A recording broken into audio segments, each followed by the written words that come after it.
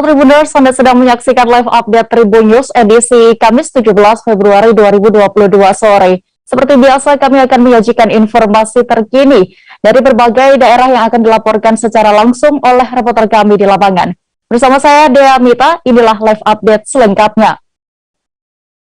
Kita menuju kabar pertama, Tribuners dari Sulawesi Selatan. Seorang calon mempelai perempuan di Kabupaten Pinrang, Sulawesi Selatan tiba-tiba menghilang menjelang hari pernikahannya. Informasi hilangnya calon mempelai perempuan ini pun viral di media sosial. Calon mempelai wanita itu juga sempat rekam CCTV pada Minggu 13 Februari lalu dan hingga kini keberadaannya belum diketahui.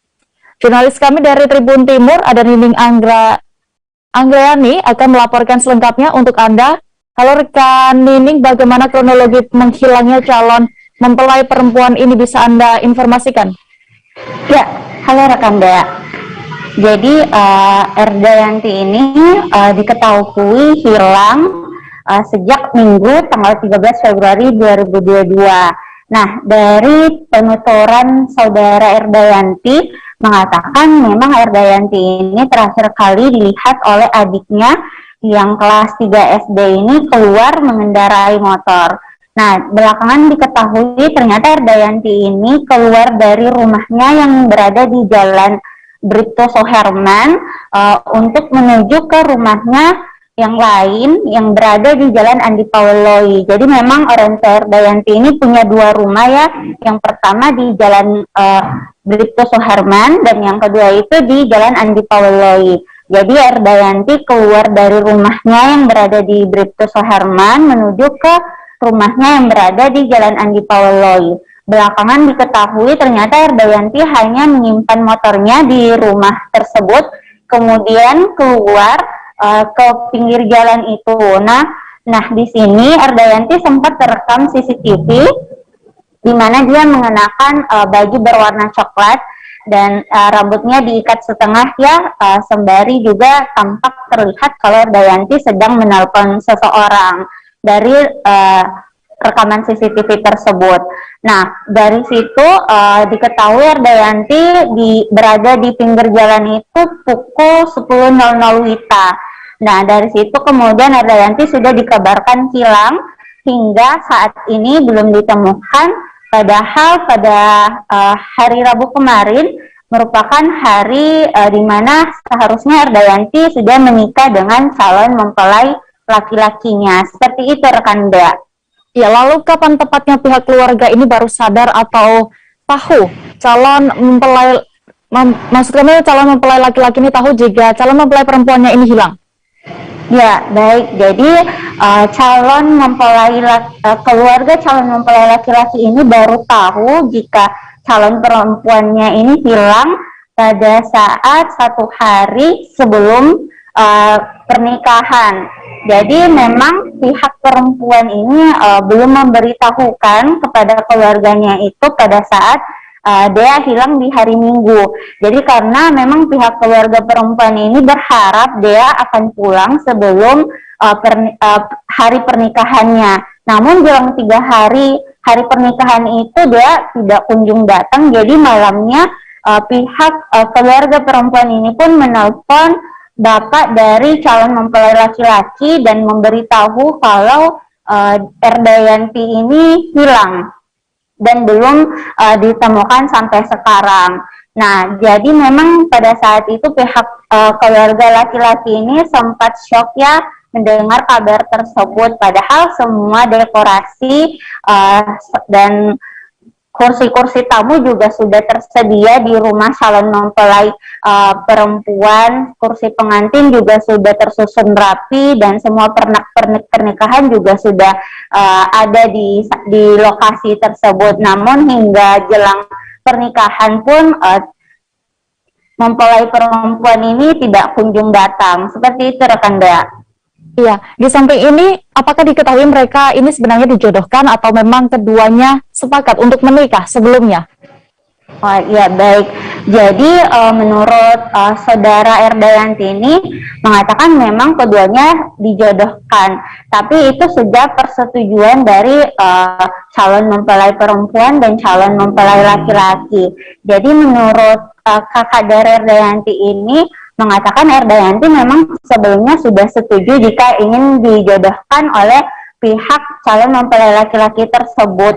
Namun belakangan Erdayanti ini tiba-tiba menghilang, jadi keluarga pihak perempuan ini tidak tahu alasan Erdayanti meninggalkan rumah sejak hari Minggu tersebut. Seperti itu rekan ya. Baik, terima kasih rekan Nining Angreani untuk laporan Anda dari Sulawesi Selatan. Selamat kembali bertugas. Kita bergeser sedikit Tribuners, seorang anak asal desa Borikamase, Dusun Tabenge, Kecamatan Maros Baru, bernama Salma mengalami atresia ani. Atresia ani ini adalah kondisi di mana seseorang tidak memiliki anus karena kondisi ekonomi keluarga yang belum stabil membuatnya tak mampu menjalani operasi penyembuhan.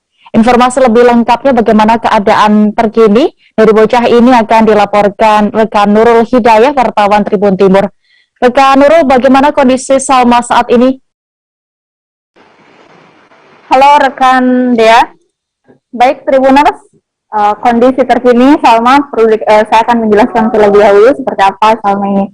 Nah, Salma ini merupakan salah satu warga desa Borikamase, Kecamatan Maros Baru, Kabupaten Maros, Sulawesi Selatan. Nah, ia menderita astreani atau kondisi di mana ia tidak memiliki anus seperti bayi pada umumnya.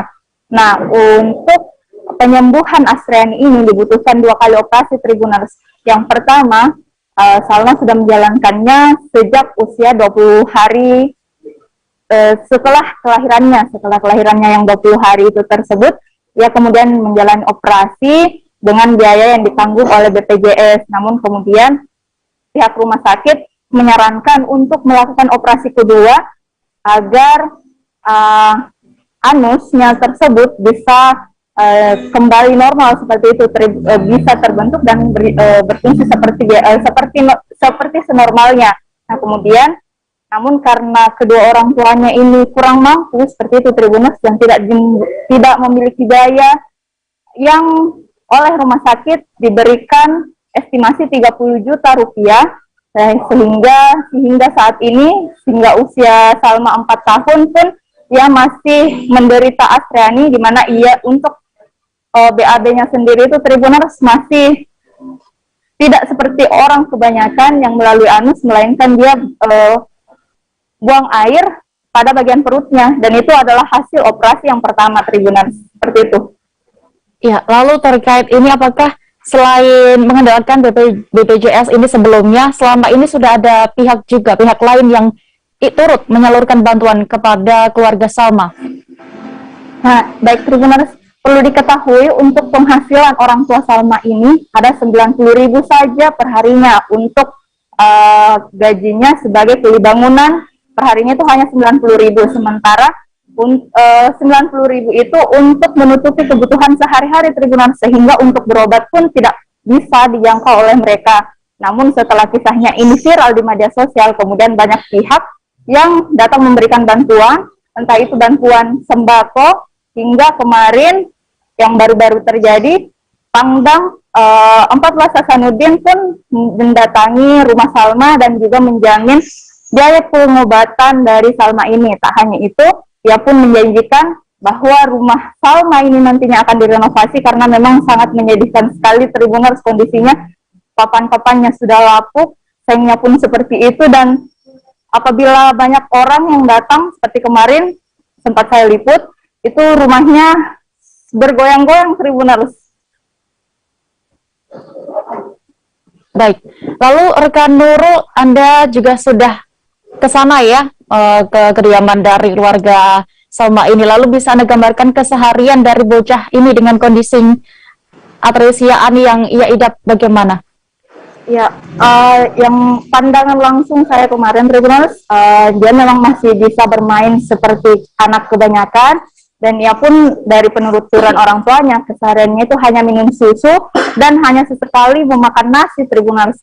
Dan itu pun kalau dia ingin BAB, itu pun terkadang tidak dirasa, tidak ada tanda-tanda bahwa ia akan BAB. Itu kotorannya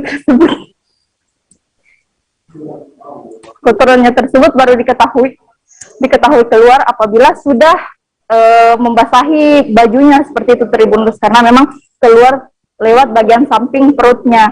Dan sebenarnya Tribuners itu harus menggunakan kantong khusus, namun karena kembali lagi dengan orang tuanya yang penuh dengan keterbatasan ekonomi sehingga tidak bisa memenuhi hal tersebut. Nah, informasinya bahwa kantong tersebut seharga 80.000 dan itu sekali pakai, sementara gaji orang tuanya ini hanya 90.000 saja per harinya. Baik, kembali ke studio dia. Baik, Tribuners, Eka Nurul juga sudah melakukan wawancara bersama Mansyur, ayah dari Salma. Berikut kami tampilkan selengkapnya. Tiga, tapi ada meninggal satu. Anak kedua min. Kerjanya apa? Bangunan, Pak. Ibu bangunan. Iya. Pernah dioperasi atau mungkin pernah dibawa ke dokter atau bagaimana, Pak? Sudah, Pak. Ya? Sudah. Terus Iya. apa kata dokter? Jadi selama ini Pak, cara ngobatinya gimana Pak? Jadi Pak sudah dioperasi, tunggu infonya Pak, gitu. Panggilannya. Ini menunggu Pak sampai sekarang begini. Ruangan Kepala Bagian Umum DPRD Kabupaten Polewali Mandar, Sulawesi Barat terbakar. Dari hasil penyelidikan sementara, kepolisian menduga penyebab kebakaran diakibatkan arus pendek listrik. Kebakaran ini pun menghanguskan sejumlah berkas dan dokumen penting di DPRD Poleman. Jurnalis kami dari Tribun Sulbar, Hasan Basri, akan melaporkan selengkapnya. Rekan Hasan, bisa dilaporkan apakah sudah diketahui penyebab sehingga gedung DPRD Poleman ini terbakar?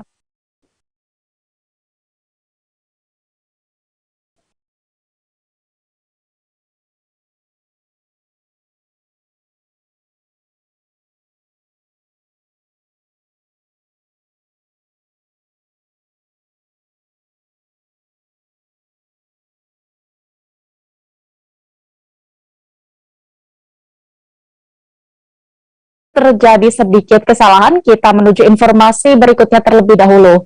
Warga Kelurahan Alalak Utara, Kecamatan Banjarmasin Utara, Kota Banjarmasin, Kalimantan Selatan, diduga tewas setelah tenggelam. Pria berusia 24 tahun tersebut diduga tenggelam di bawah jembatan Sungai Alalak. Namun ada riwayat pesan mencurigakan pria itu kepada seorang temannya. Apa sebenarnya pesan tersebut dan bagaimana juga peristiwa ini bisa terjadi? Reporter kami dari Banjarmasin Pos, M. Rahmadi, akan melaporkan selengkapnya. Rekan Rahmadi, bagaimana bisa dilaporkan terlebih dahulu berapa lama waktu yang diperlukan untuk pencarian korban ini? Oke, baik Dea, dapat saya laporkan pencarian korban tenggelam di bawah jembatan Sungai Alalak berlangsung kurang lebih 10 jam, yakni dari pagi hingga petang, di mana tim yang turun tidak hanya Basarnas, tetapi juga dibantu oleh sejumlah relawan yang ada di Banjarmasin. Nah, saat diwawancarai juga tim Basarnas mengaku tidak mengalami kendala yang berarti saat pencarian, dan beruntungnya korban cepat bisa ditemukan. Begitu deh. Ya, siapa yang menemukan korban pertama kali? Oke, korban ditemukan oleh relawan yang bernama Water Rescue sekira pukul 20 WITA. Nah, pencarian korban sendiri dilakukan dengan cara penyelaman oleh rekan-rekan relawan. Saat korban ditemukan, menurut informasi para relawan itu tubuhnya dalam posisi terlungkup. Nah, kemudian setelah dievakuasi, korban langsung dibawa ke kamar jenazah Rumah Sakit Umum Daerah Ulin Banjarmasin untuk dilakukan visum. Begitu deh. Ya, Dr. Rahmadi, apakah sudah diketahui apa yang menyebabkan korban ini bisa tenggelam? Dan juga tadi sempat saya singgung terkait ada pesan yang mencurigakan, riwayat pesan kepada temannya ini, bisa dijelaskan? Oke, baik ya. Diduga sementara korban ini tenggelam karena bunuh diri. Karena sebelumnya tepat pada tanggal 14 Februari itu polisi menemukan adanya riwayat pesan dari korban kepada teman perempuannya. Nah, di pesan itu tertulis bahwasanya si korban ingin meminta temannya tersebut datang ke rumah untuk melihat dia terakhir kali, karena pada saat itu korban memberitahukan bahwa dia ingin mengakhiri hidupnya dengan cara gantung diri. Nah, kemudian satu hari berselang, tepatnya tanggal 15 Februari, kira pukul 20 WITA, korban terlihat berenang di bawah jembatan Sungai Alalak, di mana saat itu para saksi melihat korban hanya sendiri. Nah, saat si korban itu berenang dan sebelum tenggelam, para saksi juga melihat korban itu seperti teriak dalam artian sedang marah-marah. Nah, namun saat hendak ditolong oleh warga, korban sudah tenggelam. Begitu deh. Baik, terima kasih rekan Rahmadi untuk laporan Anda dari Banjarmasin. Selamat bertugas kembali. Ruangan Kepala Bagian Umum DPRD Kabupaten Polewali Mandar, Sulawesi Barat terbakar. Dari hasil penyelidikan sementara, kepolisian menduga penyebab kebakaran tersebut akibat arus pendek listrik. Kebakaran ini pun menghanguskan sejumlah berkas dan dokumen penting di DPRD Polewali. Jurnalis kami dari Tribun Sulbar, Hasan Basri akan melaporkan selengkapnya. Rekan Hasan, bisa dilaporkan lebih detailnya terkait sebenarnya penyebab hingga gedung DPRD Polman ini bisa terbakar seperti apa? Ya, baik rekan Dea. Memang hingga saat ini pihak kepolisian dan Kabupaten Polewali Mandar masih melakukan proses penyelidikan terkait dugaan penyebab kebakaran ruangan Kepala Bagian Umum DPRD Kabupaten Polewali Mandar. Karena diketahui bahwa peristiwa kebakaran yang terjadi pada Selasa malam ini, kondisi ruangan Kepala Bagian Umum itu pada saat itu dalam kondisi terkunci. Hingga saat itu belum diketahui pasti apa penyebab kebakaran. Namun untuk dugaan sementara dari hasil penyelidikan kepolisian itu diduga akibat arus pendek listrik. Dan perlu diketahui memang bahwa sebelum kebakaran terjadi memang ada agenda rapat yang digelar oleh pihak anggota dewan di sekitar lokasi kejadian, namun tiba-tiba pada saat itu terjadi mati lampu dan beberapa sehingga pada saat itu sejumlah anggota dewan dan staf pun pada saat itu pulang semua dan meninggalkan kantor DPRD. Namun beberapa jam setelah kejadian terjadilah insiden kebakaran yang terjadi di ruangan Kepala Bagian Umum DPRD Polewali Mandar. Begitu dia. Ya, rekan Hasan, apakah sudah ada data terkait berkas apa saja yang terbakar dalam insiden saat itu? Ya, berdasarkan dari informasi pihak kepolisian, berkas-berkas yang diduga terbakar itu seperti surat perjalanan dinas para anggota dewan dan beberapa berkas penting lainnya. Selain itu, yang ikut terbakar juga komputer, meja kerja di ruangan Kepala Bagian Umum dan beberapa perangkat jaringan juga ikut terbakar. Dan mengenai masalah yang komputer ini, menurut informasi dari anggota dewan bahwa memang di dalam komputer itu tersimpan beberapa berkas atau dokumen penting di gedung DPRD tersebut. Begitu dia. Ya, lalu apakah kebakaran ini mengganggu aktivitas di DPRD? Ya, untuk masalah mengganggu atau tidak, memang sejak kemarin ini pihak gedung DPRD ini mengalihkan pintu masuk melalui pintu belakang, karena memang di pintu masuk ini sudah dipasangi garis polisi lain. Tujuan garis polisi lain ini dipasang untuk memudahkan pihak kepolisian dalam melakukan proses penyelidikan untuk memastikan penyebab kebakaran ini. Begitu dia. Baik, Tribunnews rekan Hasan sudah melakukan wawancara bersama Kapolres Polewali Mandar AKBP Agung Budi Laksono terkait kebakaran di gedung DPRD. Berikut selengkapnya. Jadi kebakaran di gedung DPR. Jadi wali Mandar sudah kita lakukan olah TKP. Di awal kita membantu pemadam kebakaran untuk memadamkan. Sementara ini kita baru melakukan penyelidikan, pengambilan keterangan saksi. Kemudian pada awal kejadian di indikasi terbakar ini kita lakukan pemadaman melalui kaca jendela dengan bantuan damkar untuk memadamkan api tersebut pada pukul 21.15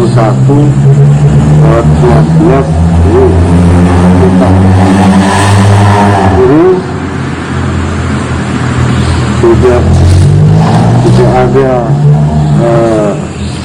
staf, hanya penjaga saja di ruang rapat umum ini.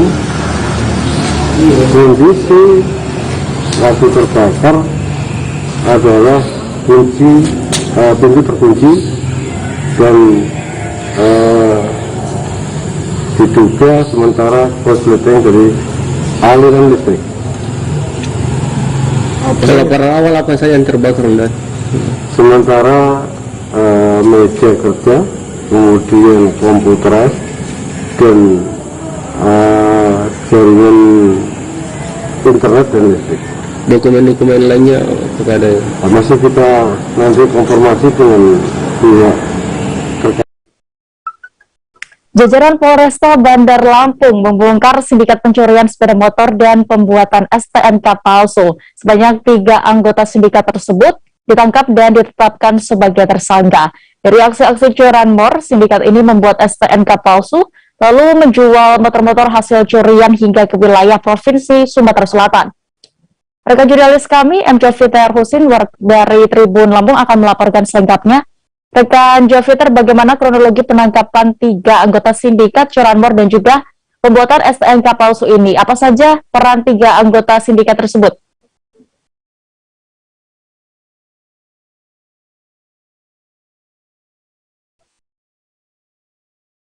Halo, rekan Joviter. Ya, baik. Bisa saya sampaikan bahwa ketiga tersangka yang diamankan tersebut berinisial AN, AS, dan LF. Adapun AN ini merupakan otak atau pelaku pembuat surat STNK palsu, sedangkan AS berperan sebagai penjual motor yang didapat dari tersangka AN, sementara LF merupakan pembeli motor yang sudah dilengkapi dengan surat atau STNK palsu yang dibuat oleh tersangka AN. Demikian dia. Seperti apa modus dari aksi-aksi curanmor yang telah mereka lakukan ini dan juga modus pembuatan STNK palsu oleh sindikat ini? Ya, seperti disampaikan Kasat Reskrim Polresta Bandar Lampung, Kompol Devi Sujono mengatakan bahwa sindikat ini menampung motor hasil curian yang dilakukan di seputar wilayah Bandar Lampung. Motor tersebut ditampung oleh tersangka AN atau dibeli dengan seharga sekitar 3,5 juta. Selanjutnya motor curian tersebut dilengkapi dengan STNK palsu yang dicetak oleh tersangka AN. Untuk pencetakannya sendiri, tersangka AN menggunakan kertas print biasa, namun dengan teknik atau cara sedemikian rupa sehingga STNK yang dihasilkan terlihat mirip seperti aslinya.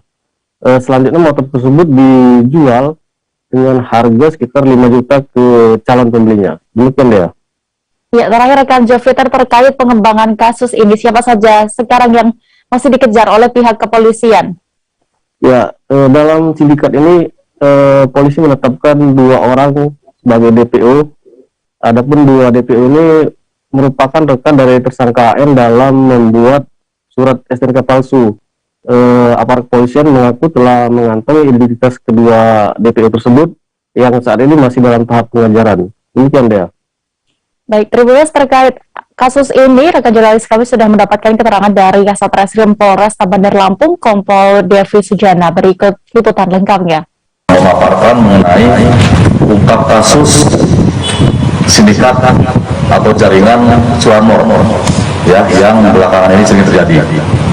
Kenapa disebut sindikat? Karena ini adanya pembagian peran dari masing-masing tersangka, peran masing-masing dari mulai melakukan eksekusi pencurian kendaraan bermotor yang kerap terjadi di kota Bandar Lampung dan sekitarnya, kemudian juga membawa ke salah satu tempat untuk disembunyikan, kemudian di luar provinsi Lampung, ya. Jadi ini di belakangnya ada 3 orang tersangka yang kita amankan kemarin, ya. Jadi maraton dari 2 hari lalu kita amankan dari mulai sore lanjut malam sampai dengan pagi. Tepatnya dari mulai kita pengembangan dari wilayah Kalianda, kemudian juga bergerak ke daerah Merbau Mataram, Lampung Selatan, kemudian berakhir di Kecamatan Jabung, Lampung Timur. Nah, di belakangnya ada 3 tersangka. Ini namanya A, kemudian juga ini namanya AN, ya. Kemudian ini inisialnya L, ya. Ini masing-masing peran.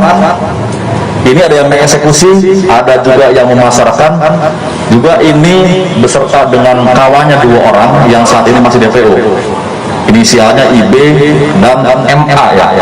MA yang mempunyai tugas untuk ini, ya, membuat dokumen-dokumen palsu, terutama STNK. Ini merupakan alat-alat yang digunakan untuk membuat hal tersebut, ya.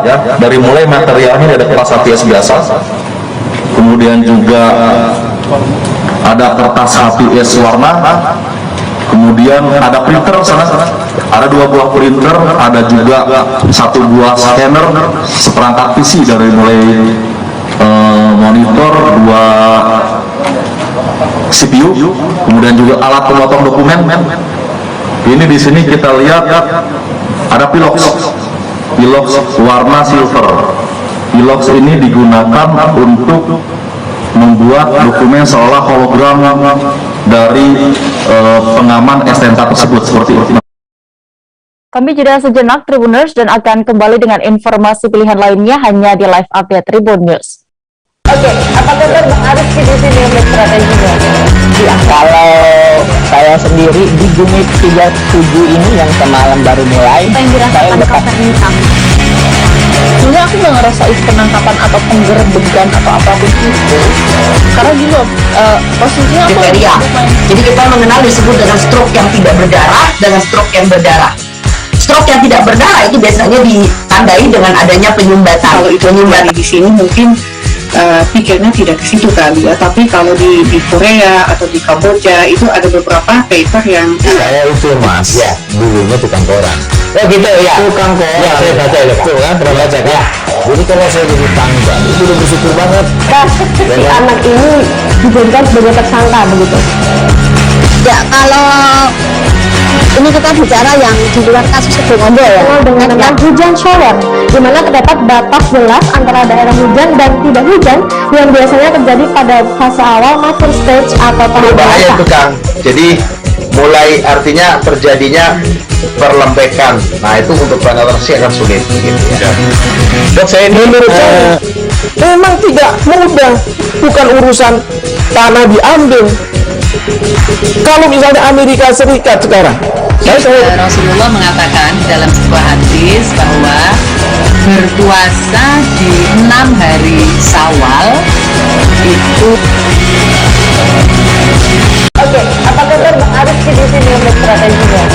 Ya, kalau saya sendiri di unit 37 ini yang semalam baru mulai, Apa yang dirasakan Kapten Hitam? Sebenarnya aku nggak ngerasain penangkapan atau penggerbegan atau apapun itu, karena gini loh, posisinya aku kriteria. Jadi kita mengenal disebut dengan stroke yang tidak berdarah dengan stroke yang berdarah. Stroke yang tidak berdarah itu biasanya ditandai dengan adanya penyumbatan. kalau itu penyumbatan di sini mungkin pikirnya tidak ke situ kali ya, tapi kalau di Korea atau di Kamboja itu ada beberapa paper yang saya itu mas, ya dulunya tukang koran. Oh gitu ya, tukang koran. Ya saya baca ya, tuh kan pernah baca kan. Ya. Jadi kalau saya jadi tangga itu udah bersyukur banget. Si anak ini dijadikan sebagai tersangka begitu.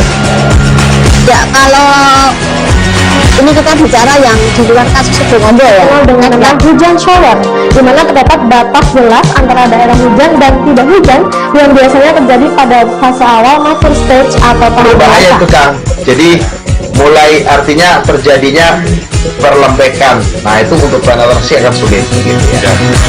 Dok, saya ini menurut saya memang tidak mudah, bukan.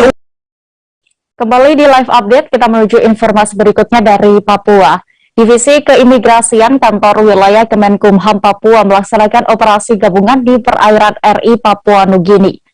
Hal ini sebagai lanjutan dari rapat tim pengawasan orang asing tingkat Provinsi Papua tahun 2022.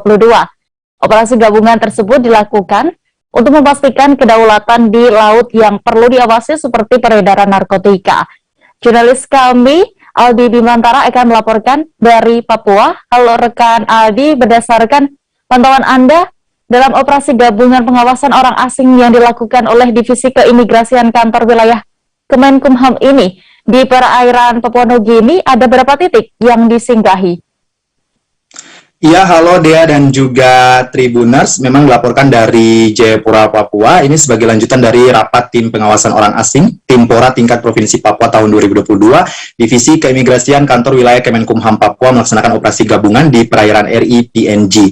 Dan Dea dapat saya informasikan dalam operasi gabungan tersebut, ini ada beberapa titik ataupun jalur transit penyelundupan narkoba dari negara tetangga Papua Nugini menuju ke Indonesia di wilayah kota Jayapura, Papua. Dan lokasi tersebut diantaranya ini Kampung Vietnam Argapura, Kampung Nelayan Hamadi, Jembatan Hamadi Holtekam dan sekitarnya, daerah PLTU, Pasir 2 Holtekam, dan Dok 7.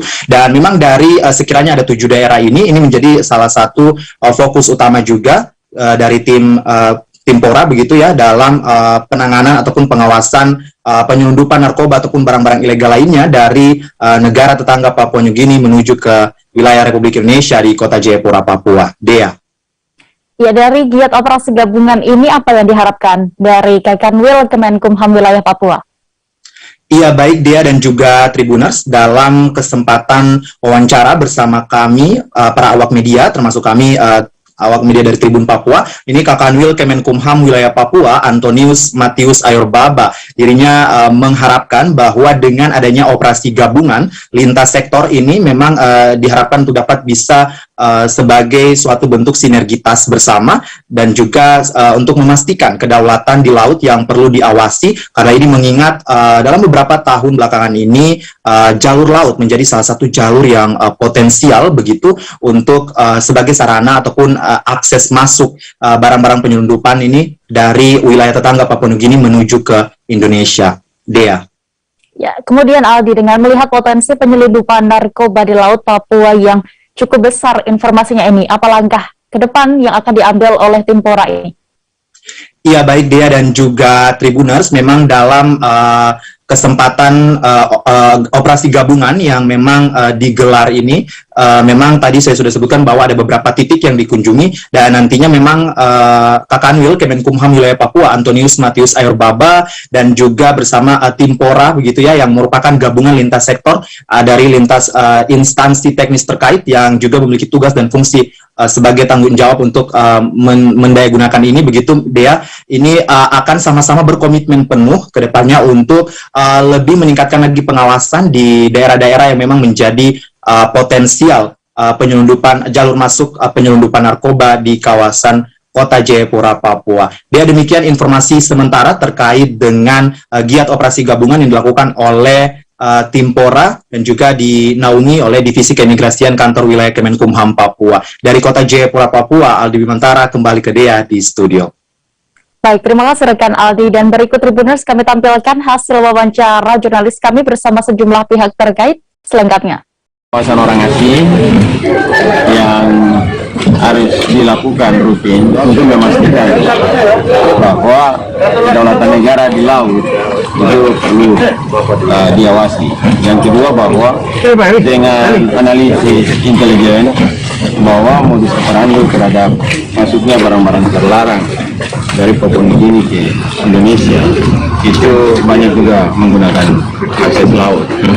Kenapa? Karena laut ini tentu lebih mudah untuk menghilangkan jejak atau barang bukti. Dari berbagai informasi yang didapati lewat tim pengawasan orang asing, hari ini kita melakukan. Kami dari pemerintah provinsi tentu memberikan penghargaan apresiasi yang luar biasa dalam hal ini sebagai tim anggota Timpora ya, dan kepada kami menyampaikan apresiasi. Dan hari ini kegiatan yang merupakan satu wujud sinergitas dan koordinasi yang baik selama ini, kerjasama yang baik selama ini, sehingga hari ini kita bisa dapat tunjukkan, yaitu patroli bersama untuk laut. Sebagaimana kita ketahui bahwa kita punya perbatasan darat dan laut dengan Papua Nugini ini, dan selama ini memang laut yang sangat luar biasa dipakai sebagai modus untuk ilegal aktivitas ilegal seperti ganja dan lain-lain. Jadi hari ini ya kita berharap untuk terus kita lakukan kerjasama atau koordinasi yang baik. Kegiatan hari ini adalah kegiatan operasi gabungan Timpora Provinsi Papua, di mana ini merupakan tindak lanjut dari kegiatan rapat Timpora yang dilaksanakan kemarin.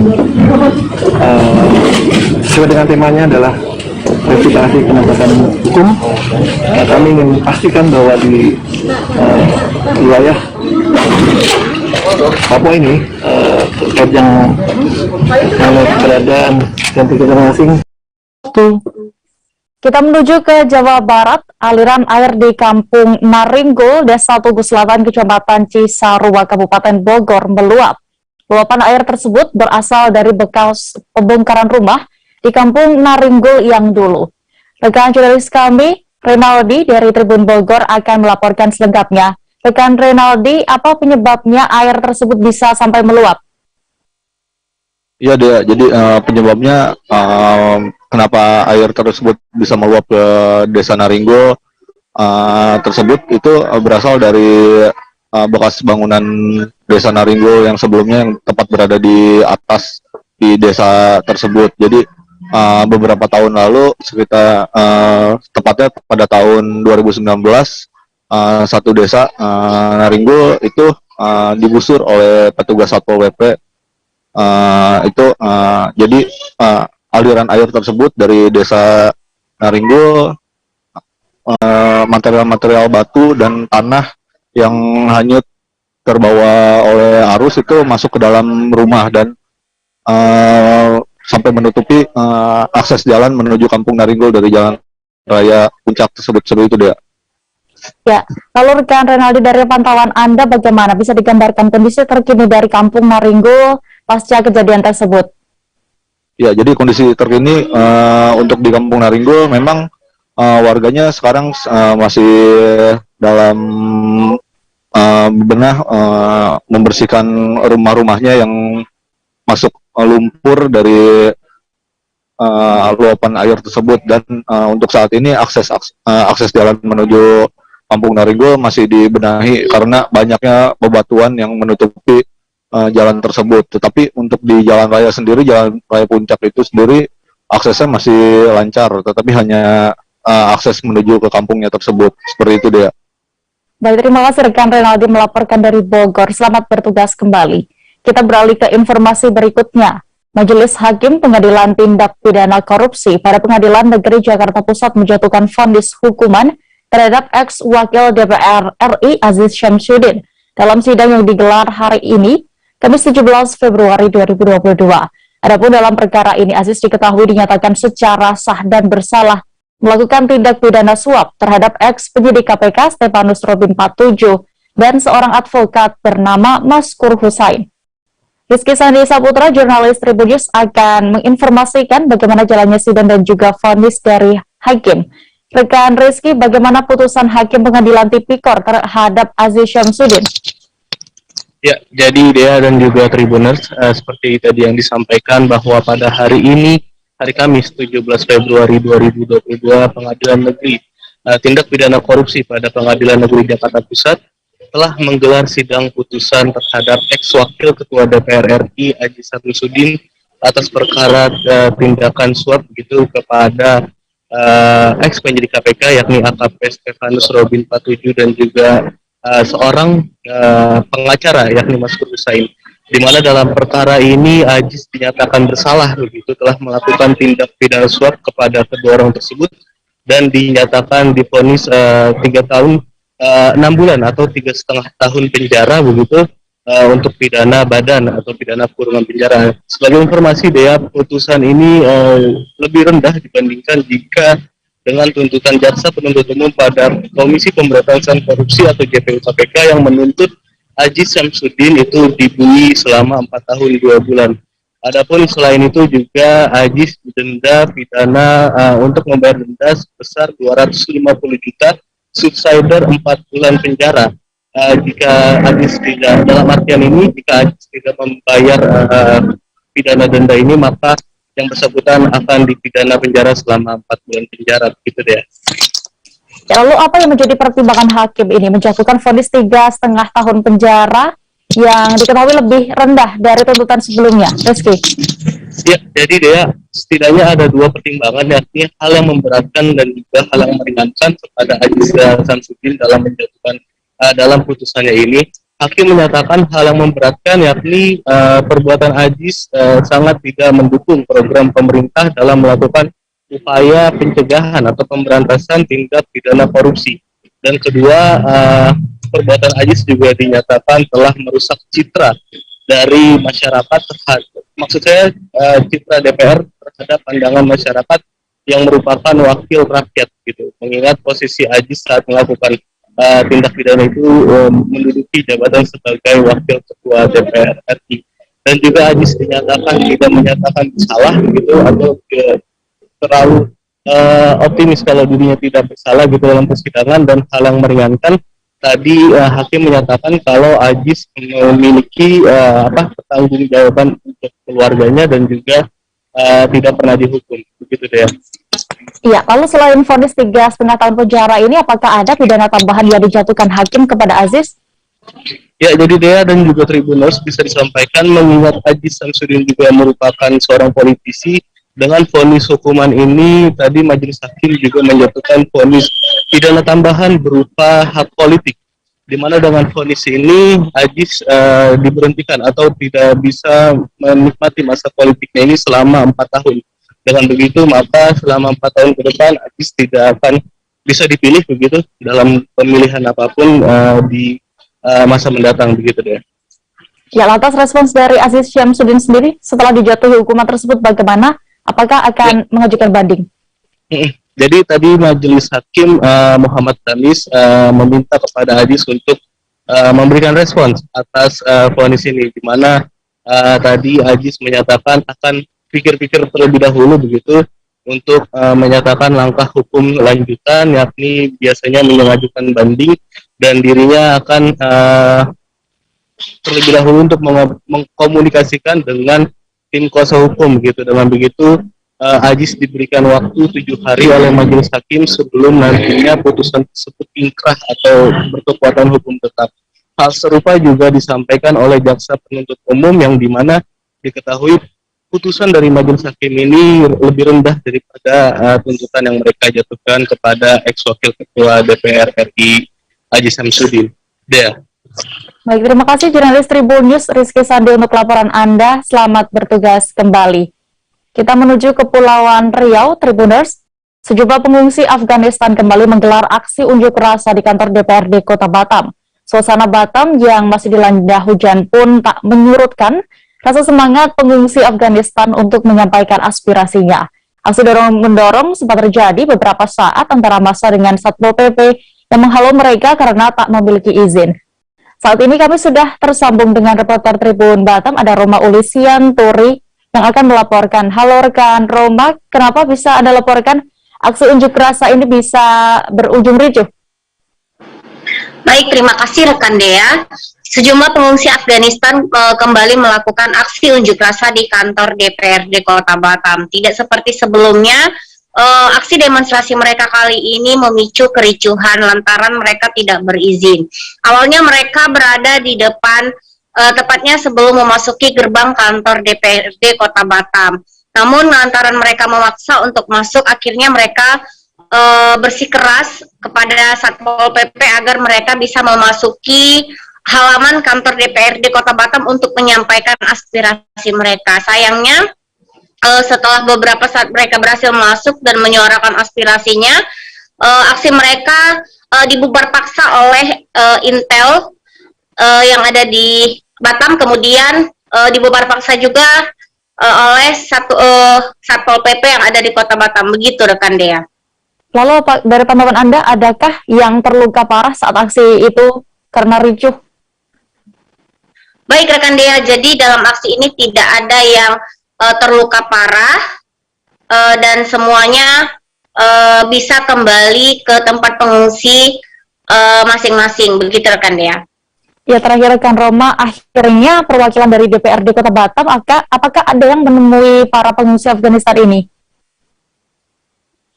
Baik rekan Dea, terima kasih. Jadi tak satupun perwakilan DPRD Kota Batam menemui massa yang melakukan aksi unjuk rasa ini.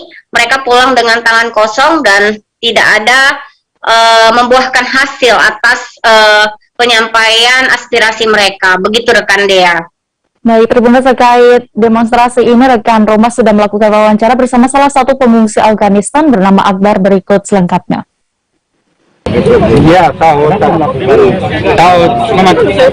minta hak kami karena udah kami lebih dari 3 bulan datang ke sini, lebih dari 10 tahun tinggal di sini, cuma diam-diam aja.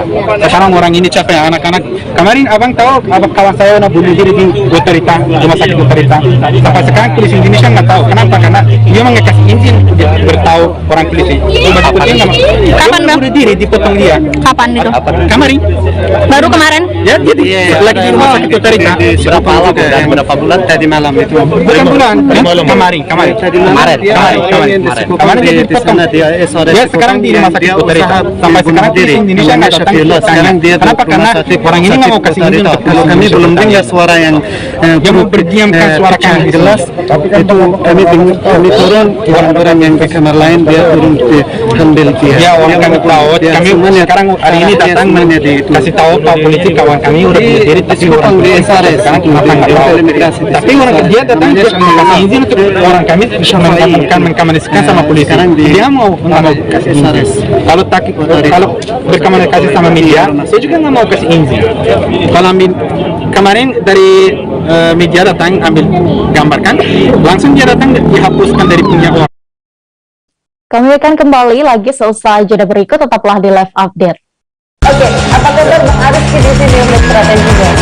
Ya, kalau saya sendiri di unit 37 ini yang semalam baru mulai, saya lepas hitam.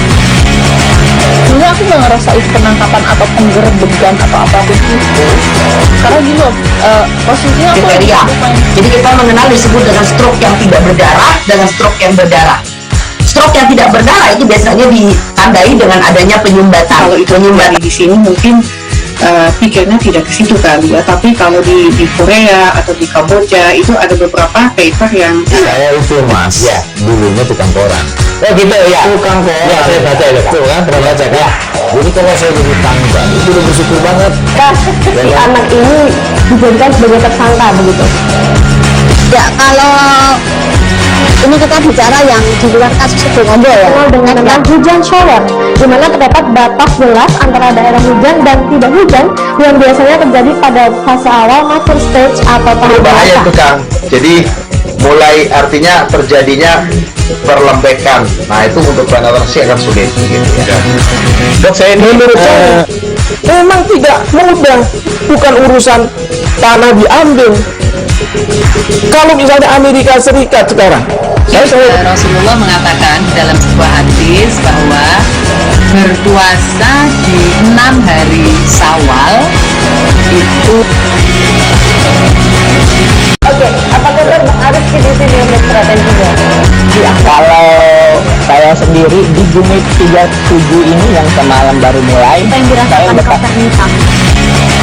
Sebenarnya aku nggak ngerasa itu penangkapan atau penggerbegan atau apapun itu, karena gini loh, posisinya aku jadi kita mengenal disebut dengan stroke yang tidak berdarah dengan stroke yang berdarah.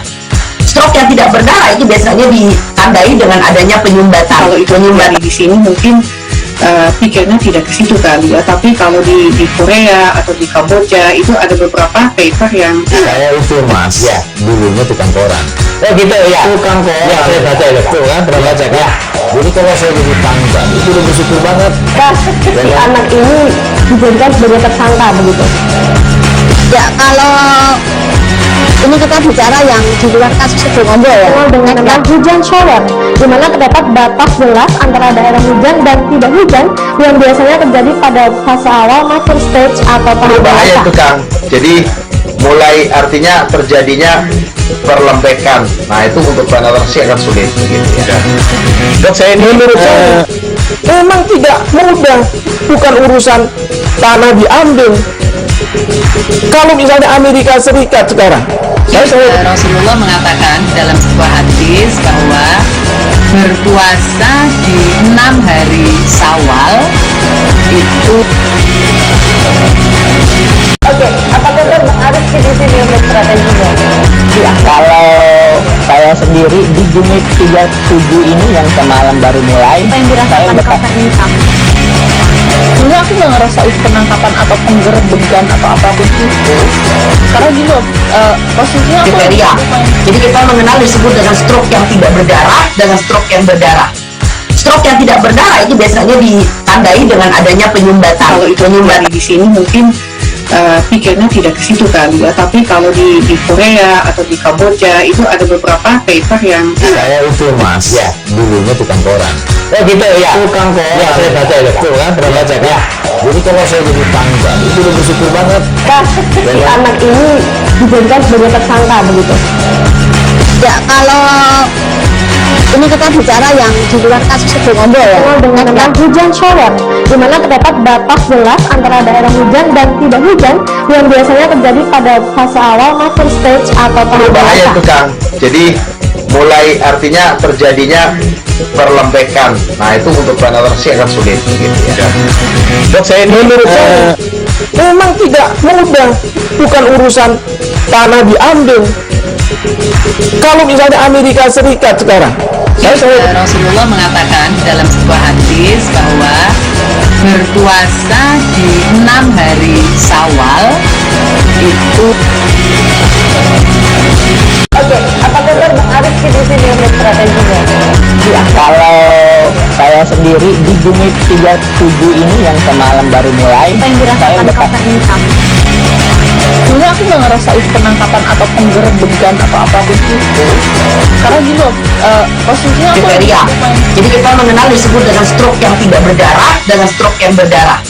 Stroke yang tidak berdarah itu biasanya ditandai dengan adanya penyumbatan. kalau itu terjadi di sini mungkin pikirnya tidak ke situ kali ya, tapi kalau di Korea atau di Kamboja itu ada beberapa paper yang Saya itu mas ya dulunya tukang koran. Oh gitu ya, tukang koran ya, saya baca ya tuh kan, pernah baca ya. Jadi kalau saya jadi tanggal itu udah bersyukur banget. Si anak ini dijadikan sebagai tersangka begitu. Ya, kalau ini kita bicara yang di luar kasus Situbondo ya. Dengan hujan shower, di mana terdapat batas jelas antara daerah hujan dan tidak hujan. Terima kasih Anda masih menyaksikan live update Tribun News. Kita menuju informasi berikutnya. Prajurit TNI di Provinsi Jambi kini memiliki komandan baru. Kini Danrem 042 Garuda Putih dijabat oleh Brigjen TNI Supriyono setelah serah terima jabatan dari Brigjen TNI M. Zulkifli. Saat ini Brigjen Supriyono beserta keluarganya pun telah berada di Jambi. Ayo Tondang, jurnalis Tribun Jambi akan menginformasikan selengkapnya bagaimana situasi penyambutan dari Brigjen Supriyono. Rekan Arya, bagaimana situasi penyambutannya di sana, bisa Anda laporkan?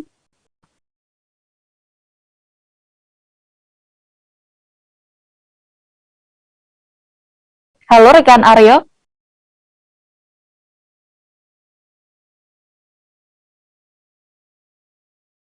Halo rekan Aryo, bisa mendengar kami dari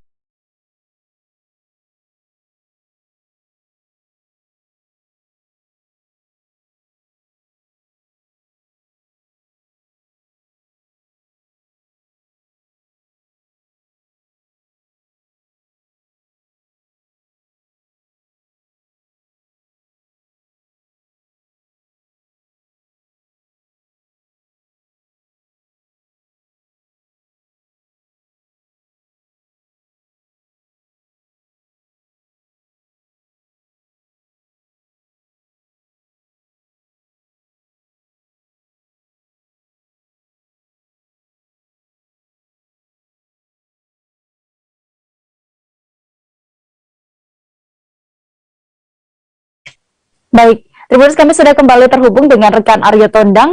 Rekan Aryo, bagaimana situasi penyambutan di sana? Baik, terima kasih Dea. Untuk informasi Dea, bahwasanya memang baru saja kemarin dilakukan stijab atau lebih tepatnya pisah sambut antara Danrem Brigjen Supriyono, TNI Supriyono dengan Brigjen TNI Zulkifli, di mana suasana penyambutan berjalan cukup tertib, haru dan menerapkan protokol kesehatan Dea. Di mana pada saat itu, saat mendarat di bandara, Brigjen TNI Supriyono disambut dengan tarian Sekapur Sirih. Kemudian seluruh Forkopimda, Kapolda Jambi serta pihak-pihak lainnya turut serta dalam penyambutan Brigjen TNI Supriyono. Ya, kemudian setelah itu berlanjut ke Makorem yang dilakukan dengan upacara militer penyambutan. Begitu deh. Ya, lalu dalam penyambutan tersebut apa pesan yang dikatakan oleh Brigjen Supriyono? Baik, Dea, ada yang sedikit menarik memang dalam kata sambutan atau sambutan pertama kali Danrem yang berada saat tiba di Jambi, di mana beliau sempat meminta permisi dengan bahasa Jawa, yaitu Kulo Nuwun untuk masyarakat Jambi, yang artinya adalah permisi untuk masyarakat Jambi selama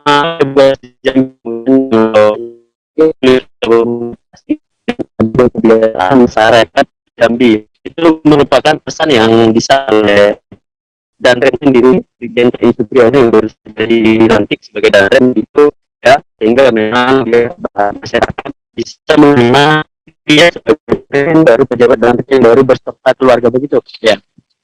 Ya, baik, terakhir selaku sebagai Danrem baru di Brigjen Supriyono, apa program-program yang akan ia lakukan?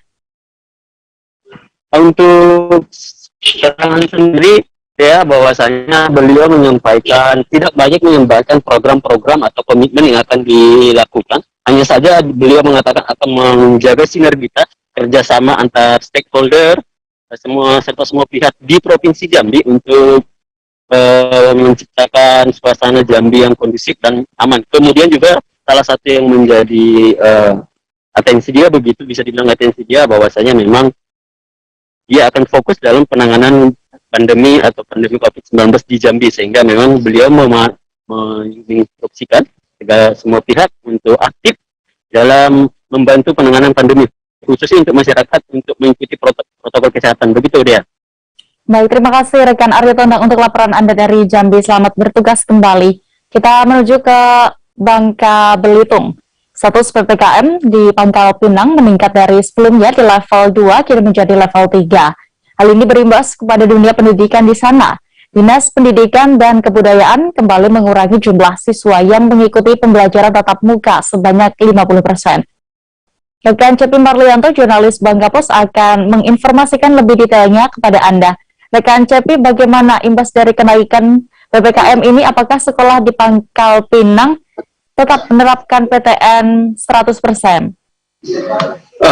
Baik rekan Dea, memang sejak Kota Pangkal Pinang naik menjadi level 3 pada tanggal 15 kemarin, setidaknya memang beberapa sekolah di Kota Pangkal Pinang di mana yang seharusnya menerapkan PTM secara 50%, sampai hari ini masih ada sebagian sekolah yang menerapkan PTM secara 100%, di mana memang dari Dinas Pendidikan dan Kebudayaan Kota Pangkal Pinang sendiri memang sudah mengeluarkan surat edaran perihal sekolah yang wajib, sekolah mulai dari PAUD, TK, SD hingga jenjang SMP wajib menerapkan PTM maksimal 50%, di mana hal itu merupakan imbas dari Kota Pangkal Pinang yang kembali diberlakukan PPKM level 3 sejak tanggal 15 kemarin. Begitu rekan Dea.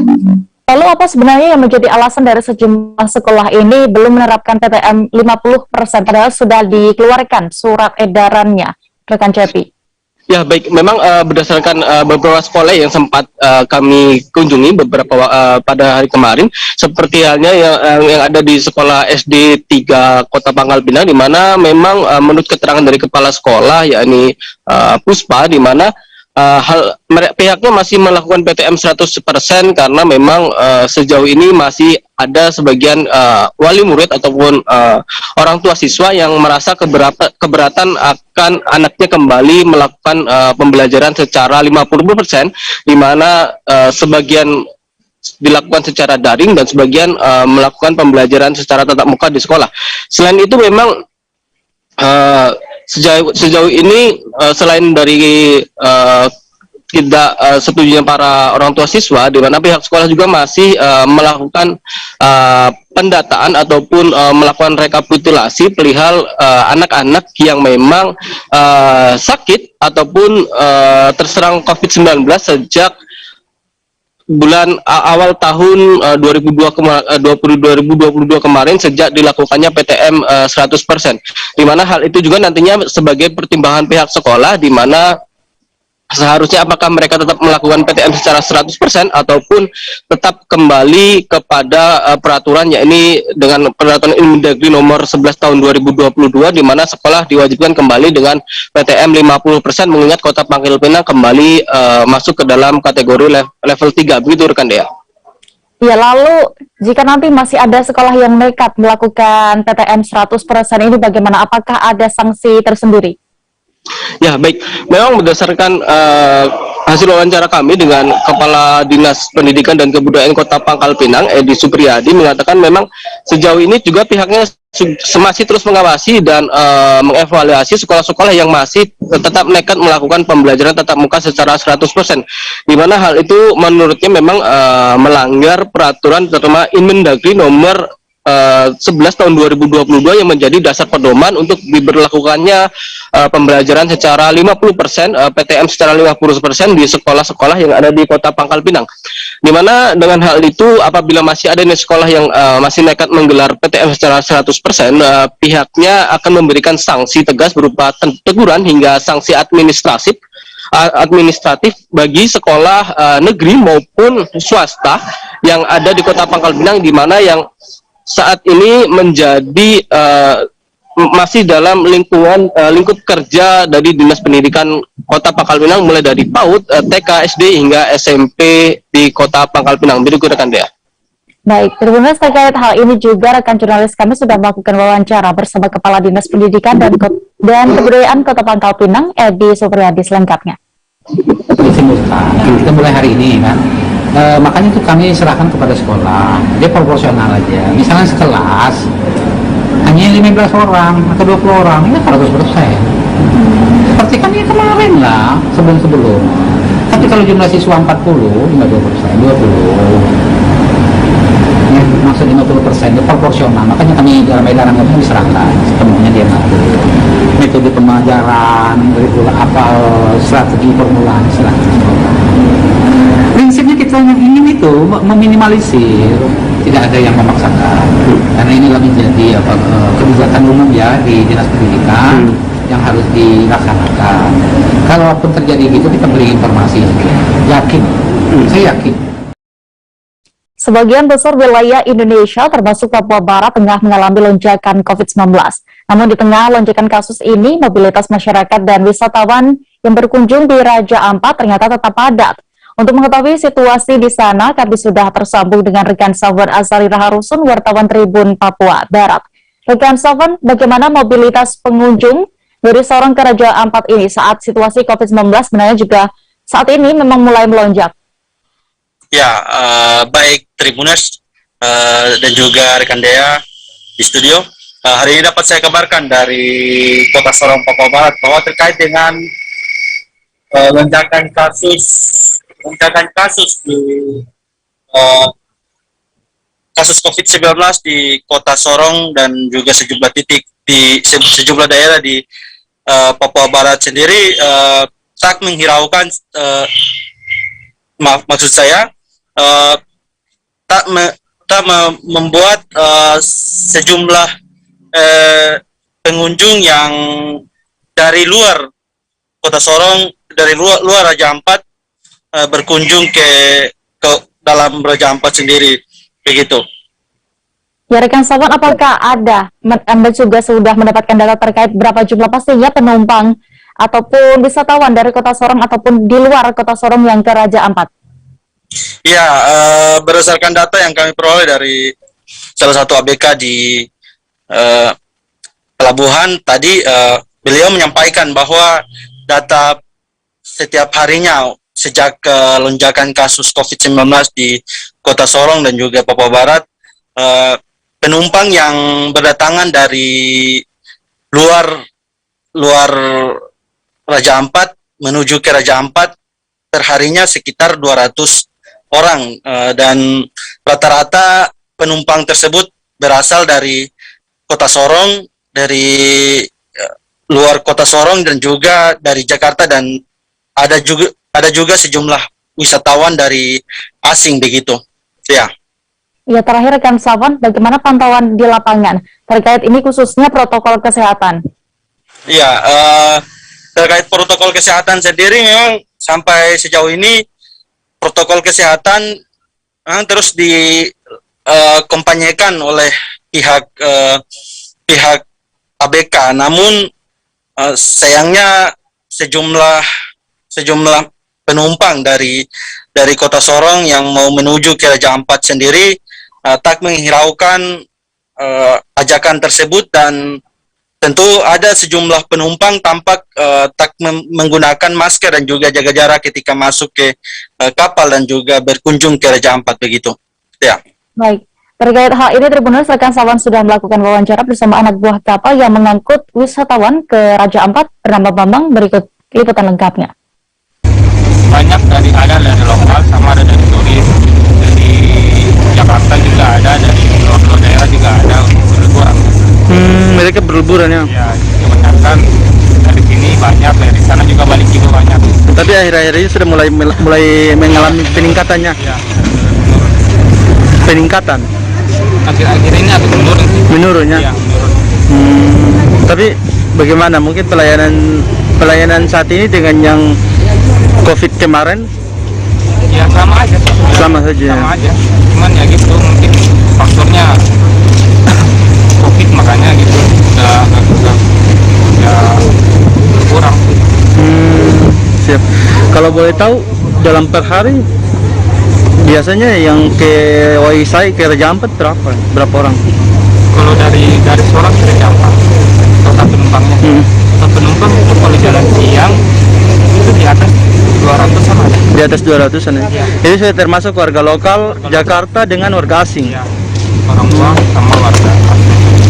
Kalau soal penerapan protokol kesehatan saat ini seperti apa? Kita ya sesuai protokol. Sesuai protokol? Ya, protokol. Jadi ya wajib pakai masker, jaga jarak. Cuman kan dulu kan ya kita nggak bisa ngatur. Kalau penumpang kita bisa ngatur.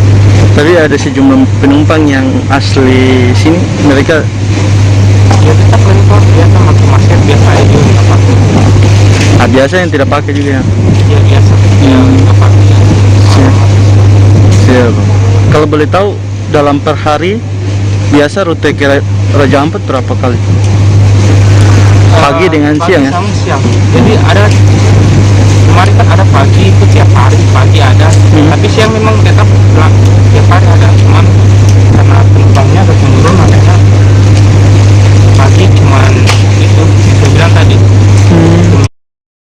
Kantor Wilayah Kementerian Hukum dan Hak Asasi Manusia Sulawesi Tenggara terpaksa lockdown. Lockdown ini diterapkan di Kanwil Kemenkumham Sultra lantaran sejumlah pegawainya yang terpapar COVID-19. Akibatnya pegawai Kanwil Kemenkumham Sultra pun harus menjalani work from home atau bekerja dari rumah sejak Senin 14 Februari lalu. Reporter kami dari Tribun News Sultra, Fadli Aksar, akan melaporkan situasi terkini di sana. Rekan Fadli, bisa diinformasikan berapa lama berarti Kanwil Kemenkumham Sultra ini di lockdown dan apa antisipasi yang dilakukan? Ya baik ya, baik Tribuners. Kantor Wilayah Kementerian Hukum dan Hak Asasi Manusia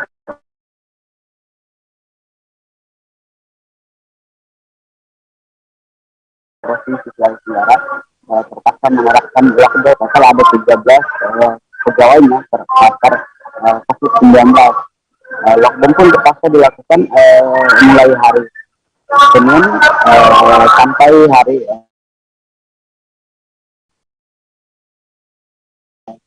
Rabu kemarin. Iya, lalu seperti apa aktivitas kerja di Kanwil Kemenkumham pada saat ini dari pantauan Anda? Ya, pada saat lockdown, tak ada satupun pegawai yang bekerja di kantor. Mereka melakukan aktivitas kerja atau bekerja dari rumah atau WFH selama 3 hari dengan dengan total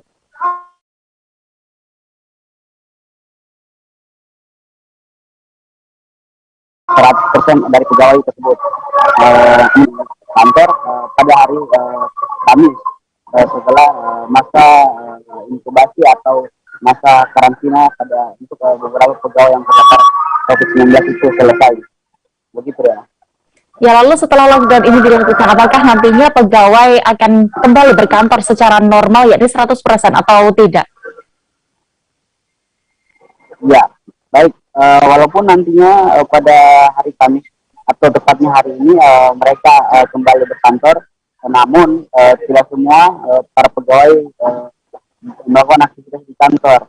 Dalam hal ini Kementerian Kemenkumham Provinsi Sulawesi Tenggara hanya membatasi 50% pegawai yang bisa masuk. Sisanya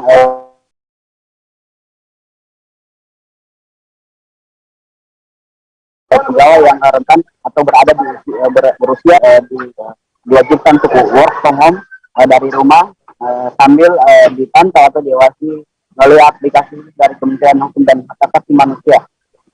Begitu ya.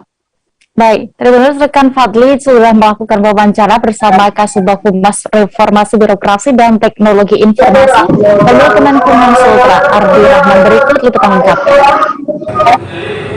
Sebenarnya kalau kegiatan kami untuk saat ini sesuai dengan kebijakan pimpinan, kami untuk sementara melakukan lockdown untuk di kantor wilayah selama 3 hari, mulai hari Senin sampai hari Rabu ini kan, untuk menghindari merebaknya COVID di kantor wilayah.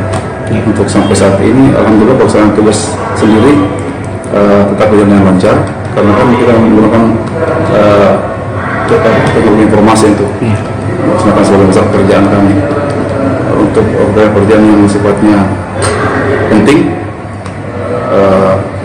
tetap boleh masuk untuk di kantor, dan tentunya kita melaksanakan protokol kesehatan.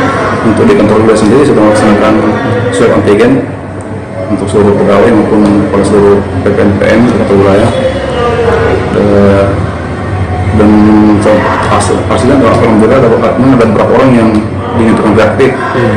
Sampai saat ini informasi terkini yang saya dapat mungkin sekitar 7 atau 12 orang yang reaktif antigen, dan saya untuk istirahat. Informasi terakhir yang kami terima bahwa sudah beberapa orang sudah dinyatakan yang tadinya dinyatakan reaktif, terakhir ini sudah dikatakan bahwa hasilnya malah sudah negatif lagi, hasil antigen terakhir ini. Mungkin karena mungkin aktivitas kami yang mungkin padat sejak bulan 1 ini mungkin yang membuat sebagian pegawai menjadi ini mungkin menurun atau bagaimana, sehingga mungkin ya apalagi cuaca mungkin dia mengakibatkan dia di swab antigennya jadi positif, bukan karena penyakit COVID. Kalau work from home ini sampai kapan? Sesuai dengan perintah dari Pak Sekretaris Jenderal, jadi tergantung diserahkan kepada kantor wilayah untuk melakukan ini kebijakan di daerahnya untuk melakukan WFH atau melakukan lockdown itu karena daerah kan beda-beda. Kita menuju Kalimantan Utara, Tribuners, vaksinasi booster dosis ketiga untuk prajurit TNI Angkatan Darat di wilayah Komando Distrik Militer 0903 Bulungan mulai dilakukan.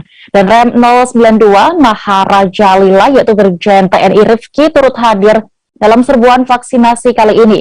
Di sana ia memastikan kelancaran vaksinasi dosis 3 sudah sesuai arahan Presiden RI Joko Widodo pada beberapa pekan lalu. Georgie Santana Silalahi, jurnalis Tribun Kaltara akan menginformasikan lebih detailnya. Rekan Georgie, bisa Anda ceritakan kunjungan kerja Brigjen TNI Rifki ini ke Kodim 0903 Bulungan? Ya, halo Dea, selamat sore. Iya, Georgie, bisa Anda ceritakan kunjungan kerja Brigjen TNI Rifki ini? Baik, selamat sore Tribuners. Pada hari ini Brigjen TNI Rifki, yaitu selaku Danrem 092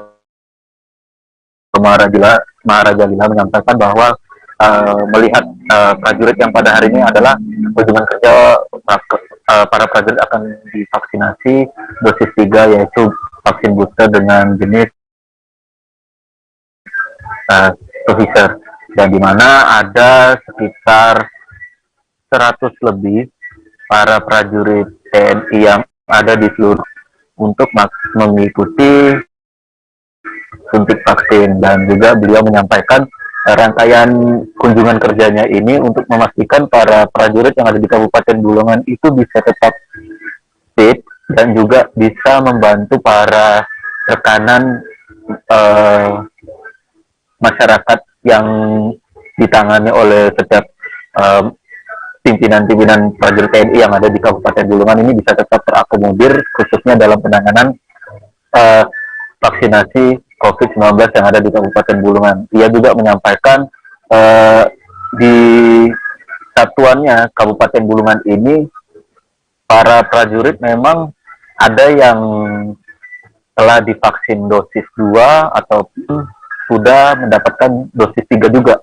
Dan ia mengingatkan kepada prajurit agar tetap menjaga kesehatan tubuh, terutama untuk mengamankan di daerah-daerah pelosok Kabupaten Bulungan maupun masyarakat yang membutuhkan pelayanan vaksinasi di daerah pedalaman maupun zona-zona yang ada di Perkecamatan Kabupaten Bulungan, Provinsi Kalimantan Utara. Dea. Iya, rekan Georgie, ada berapa prajurit berarti yang sudah diberikan suntikan vaksin dosis 3 atau booster ini?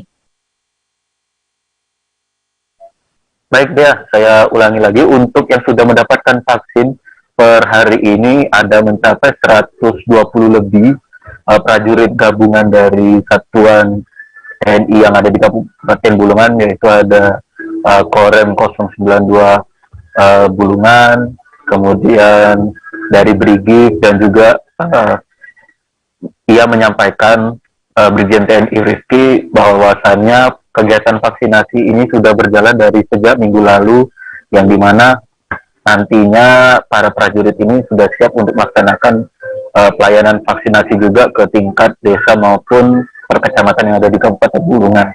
Dea. Ya, apakah masyarakat umum juga bisa datang ke lokasi vaksinasi untuk mendapat dosis ketiga ini, rekan Georgie? Baik Dea, untuk keterangan dari Brigjen TNI Rifki menyampaikan bahwa untuk kegiatan vaksinasi booster memang beberapa hari ini masih difokuskan kepada prajurit TNI, dan untuk di hari Jumat besok ataupun pekan depan pelayanan vaksinasi booster itu juga bisa datang ke Markas Besar Kodim 0903 Bulungan untuk mendapatkan dosis 3. Dan dia juga menyampaikan tidak hanya di daerah di Kodim 0903 Bulungan saja, tapi di beberapa gerai vaksin yang sudah dibuka seperti Posdinkes maupun Puskesmas bisa berkoordinasi dengan para Satgas COVID-19 untuk boleh mengikutinya. Dan sehingga kalau ada pun penyakit komorbid dan lain sebagainya, pihak dari TNI sudah memastikan bahwa masyarakat itu bisa ditangani untuk secara baik mungkin agar penyebaran COVID dan lain sebagainya itu bisa cepat diatasi dan juga tidak menimbulkan virus yang makin membesar yang ada di Kabupaten Bulungan, termasuk untuk para lansia agar tidak terlewatkan untuk mendapatkan vaksinasi. Mungkin itu yang bisa dapat saya sampaikan. Dea, kembali ke studio. Baik, Tribuners, rekan Georgie juga sudah melakukan wawancara bersama Danrem 092 Maharajalela Brigjen TNI Rifki terkait vaksinasi Bulungan ini. Berikut selengkapnya. Ya, kegiatan hari ini kita melaksanakan serbuan vaksin sesuai dengan perintah Bapak Presiden pada video konferensi yang lalu. Dimatikan karena banyak yang ini adalah kode-kode itu loh, Mbak. Vaksin itu semaksimal mungkin. Dengan prioritas satu adalah lansia, yang kedua adalah vaksin yang pertama. Ini harus mencapai 100%.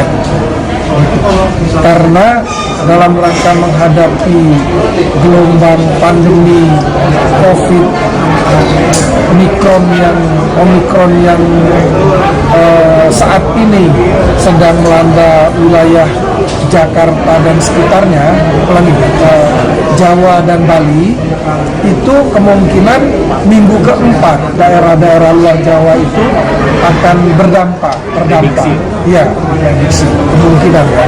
Nah, untuk menghadapi itu, perintah Presiden itu agar daerah-daerah itu melaksanakan vaksin. Supaya apa? Supaya efeknya itu minimal dan tidak ada, mudah-mudahan itu dengan adanya vaksin. Gitu ya. Jumlahnya memang targetnya 200. Mudah-mudahan bisa lebih dari 200 boleh dapat. Ini sebetulnya ya untuk prajurit, tapi ada masyarakat juga boleh. Khusus hari ini ya, khusus hari ini itu sasarannya adalah seluruh prajurit yang ada di Bulungan ini. Tapi kalau ada masyarakat pun kita persilahkan dalam masyarakat. Tetap dilayani. Kita beralih ke Riau, Tribuners. Tim Satgas Penanganan COVID-19 di Kota Pekanbaru melakukan percepatan vaksinasi selama PPKM level 3. Mereka berupaya menggesa percepatan vaksinasi bagi masyarakat lanjut usia dan anak-anak. Fernando Sikumbang, jurnalis dari Tribun Pekanbaru, akan menginformasikan lebih lengkapnya. Rekan Fernando, bisa Anda jelaskan kondisi capaian vaksinasi lansia dan anak-anak terlebih dahulu, dan berapa banyak jumlah yang belum?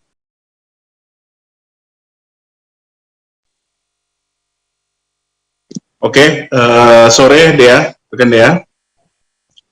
Oke, saat ini upaya percepatan vaksinasi di Kota Pekanbaru saat ini fokus pada dua sasaran, yakni sasaran lansia dan juga untuk anak-anak, Dea. Untuk sasaran anak-anak sendiri saat ini capaiannya sudah mencapai 47%, jadi sekitar 30% lebih lagi yang harus dijangkau, dan memang upaya percepatan sedang dilakukan saat ini, Dea. Begitu juga dengan lansia, saat ini sudah 33% yang sudah tercapai.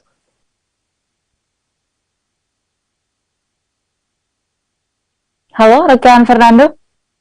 Oke, iya Dea. Oke, untuk lansia saat ini Dea baru mencapai 63% Dea saat ini.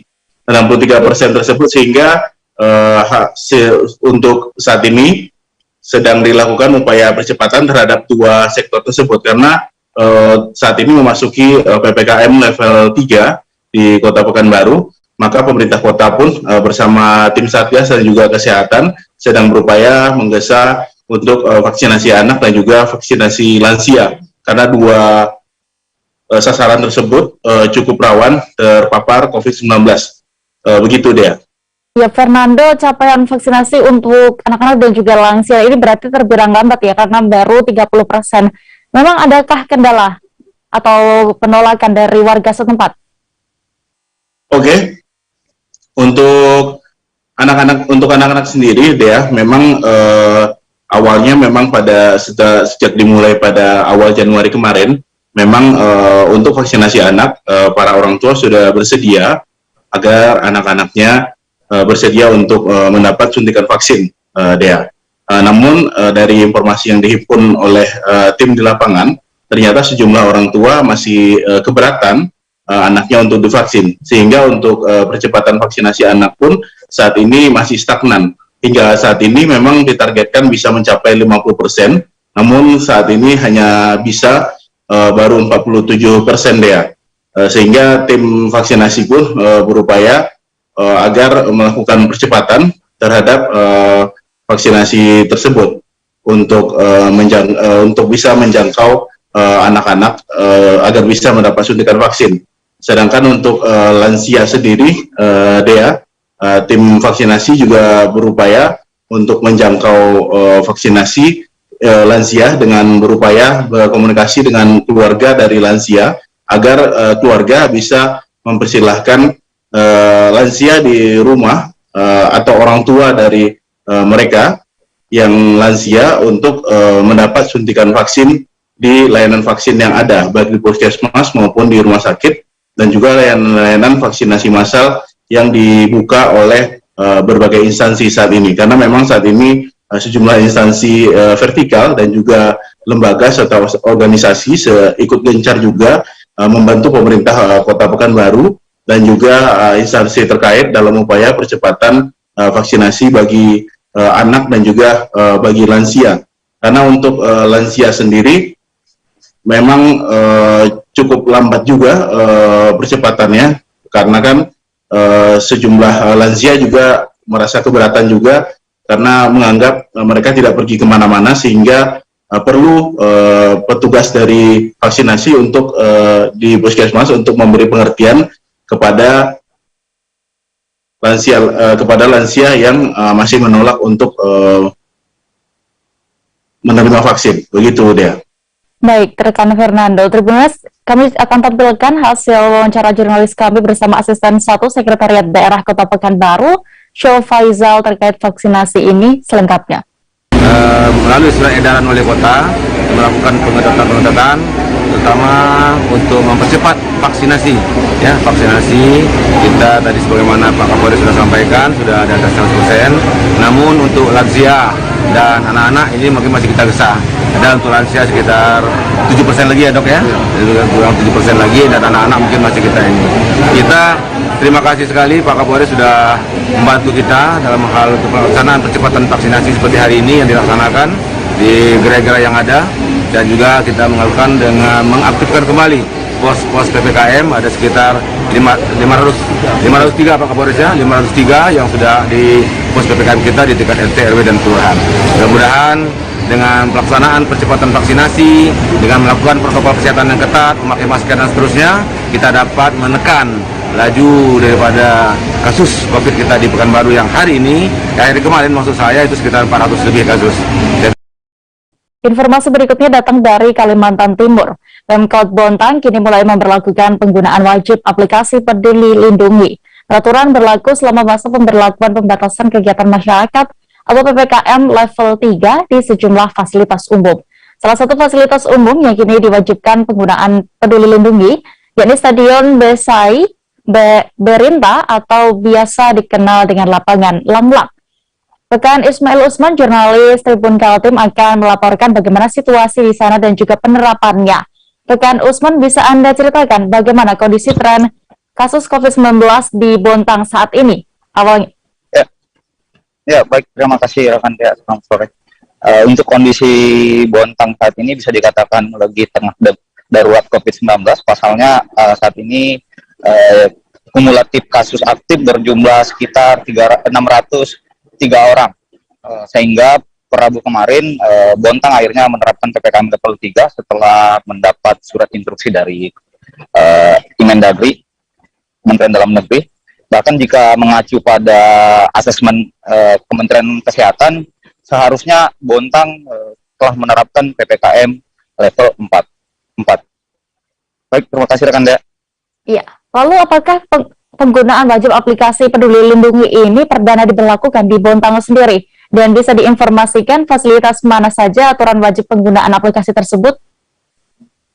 Ya, ini memang diketahui merupakan perdana ya diberlakukan di Bontang untuk fasilitas umum, dan ini juga berlaku di semua fasilitas umum, baik tempat ibadah, baik tempat olahraga dan taman-taman dan beberapa fasilitas umum lain, termasuk di pusat perbelanjaan dan warung makan, kedai kafe dan beberapa tempat yang ramai dikunjungi. Aturan.